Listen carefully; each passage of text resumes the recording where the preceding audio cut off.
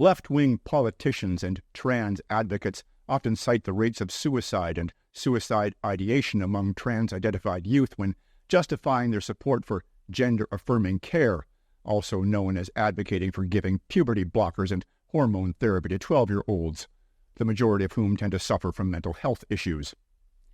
Citing data from a Canadian community health survey, the Minister of Innovation, François-Philippe Champagne, stated that 55.1% of non-binary individuals and 59.7% of transgender individuals reporting having contemplated suicide at some point in their lives, compared to 12% of individuals who do not identify with a gender that's different from their actual sex.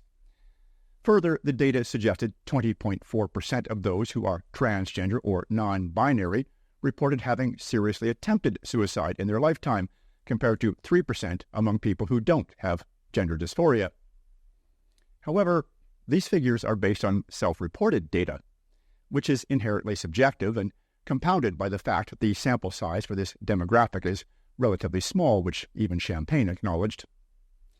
In response to a recent parliamentary question, the Liberals admitted they have no actual data on suicide rates among those with so-called gender dysphoria. In this case, we're referring to those who say they identify as a gender other than the one they obviously are, not people who have actually transitioned. For those people, we do have data. According to Abigail Schreier, author of the book Irreversible Damage, the suicide rate among teens who actually do transition is 16 times higher than it is among teens who don't.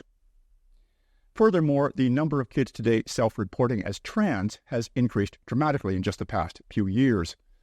Until the globalist brainwashing scheme known as SOGI, or Sexual Orientation and Gender Identity, took hold in our schools and online, the percentage of kids who claimed gender dysphoria was only 0.01%, or one kid in every 10,000.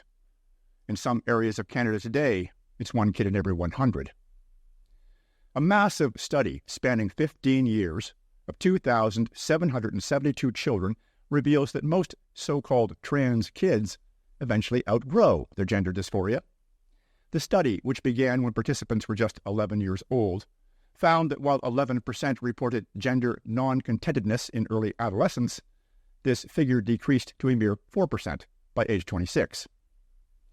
So it should come as no surprise that kids who transition eventually experience regret over the irreversible procedure and commit suicide. If you're concerned about protecting your kids, you can download our free fact sheet on parents' rights at my freedom organization website, strongandfreecanada.org.